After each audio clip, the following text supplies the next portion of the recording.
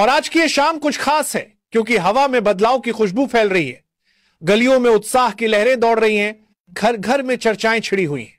वो दिन आ गया है जब सत्ता का सिंहासन डगमगाने लगा है और जनता की आवाज ने एक नया सूरज उगाया है। मोदी जी ने अपनी कुर्सी पर से हाथ हटा लिया है और यह खबर अब सिर्फ अफवाह नहीं बल्कि हकीकत बन चुकी है। आइए थोड़ा ठहरिए, ध्यान से सुनिए और गहराई से समझिए, क्योंकि आज का यह राजनीतिक तमाशा सिर्फ एक चुनाव के नतीजे तक सीमित नहीं है। यह वो तूफान है जिसने मोदी सरकार की जड़ें हिला दी हैं। चुनाव में जीत तो मिली, लेकिन आरएसएस के अंदर की असंतोष की आग अब धधक रही है और मोहन भागवत जी ने साफ साफ चेतावनी दे दी है कि अगर 75 साल की उम्र पार करने के बाद भी सत्ता पर कब्जा जारी रहा तो देश की दिशा गलत रास्ते पर चली जाएगी। आरएसएस के शीर्ष नेताओं और भागवत जी के बीच ये नाराजगी अब छिपी नहीं रह गई है।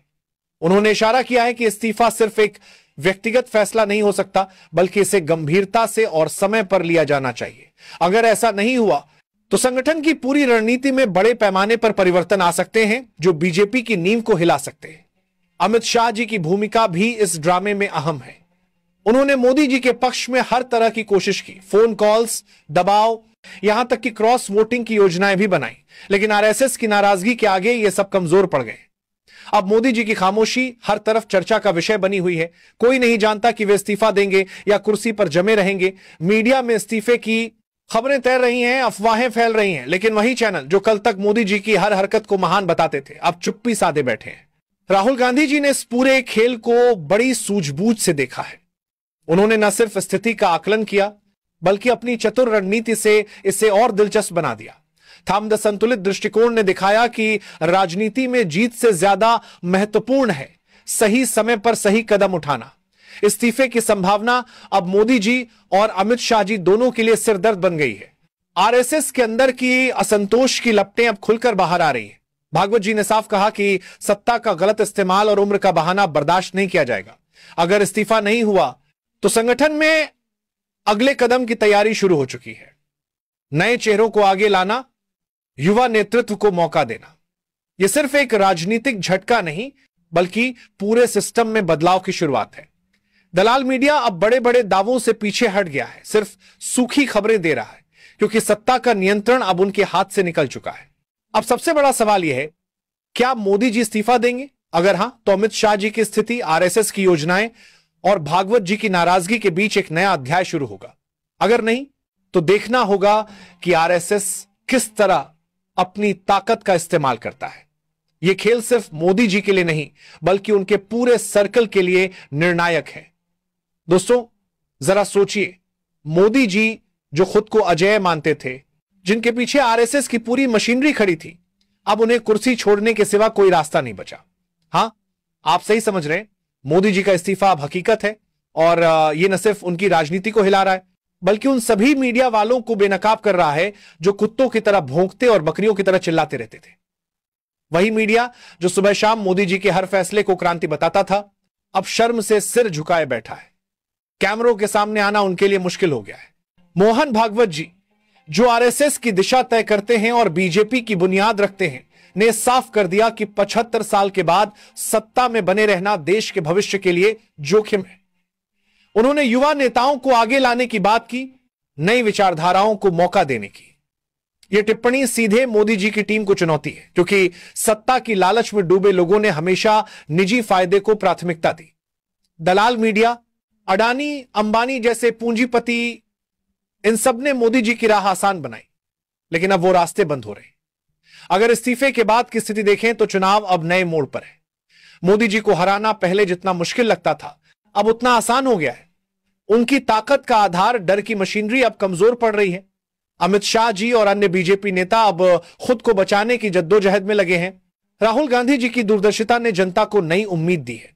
उनकी ईमानदारी और सच्चाई की चमक अब हर तरफ फैल रही है। अगर मोदी जी इस्तीफा देते हैं तो दलाल मीडिया पूरी तरह से बेकार साबित होगा। उनके लिए अब सिर्फ चुप रहना बचा है क्योंकि जनता ने उनके झूठ को पहचान लिया है। अडानी, अंबानी जैसे लोग अब देखेंगे कि उनकी सत्ता की छत्रछाया खत्म हो रही है। उनके निवेश और गठबंधन जनता की सच्चाई के आगे टिक नहीं पाएंगे और जब राहुल गांधी जी चुनाव जीतेंगे तो देश में नई ऊर्जा आएगी। भ्रष्टाचार के खिलाफ लड़ाई मजबूत होगी और उन नेताओं को सबक मिलेगा जिन्होंने सत्ता का दुरुपयोग किया। कौन कौन जेल जाएगा? सबसे पहले मोदी जी, फिर उनके करीबी, और जैसे जैसे न्याय की प्रक्रिया चलेगी राहुल जी की सच्चाई पूरे देश में फैलेगी। यह एक राजनीतिक क्रांति है जहां जनता ने अपनी ताकत दिखाई, सत्ता के दुरुपयोग और मीडिया की दलाली को उजागर किया। भविष्य में कोई नेता अपनी शक्ति को जनता की जागरूकता से ऊपर नहीं समझेगा। आरएसएस और भागवत जी की भूमिका यहां निर्णायक है। उन्होंने पुराने नेताओं को पीछे हटने की और नई पीढ़ी को आगे आने का संकेत दिया। 17 सितंबर के बाद का हंगामा सिर्फ राजनीतिक नहीं बल्कि सामाजिक आर्थिक बदलाव लाएगा। इस कहानी का सार यही है कि सत्ता की मशीनरी, दलाल मीडिया, पूंजीपति सब जनता की ताकत के आगे कमजोर है। राहुल गांधी जैसे नेता जो शिक्षा, सच्चाई और सेवा में विश्वास रखते हैं, अब देश को नई राह दिखाएंगे।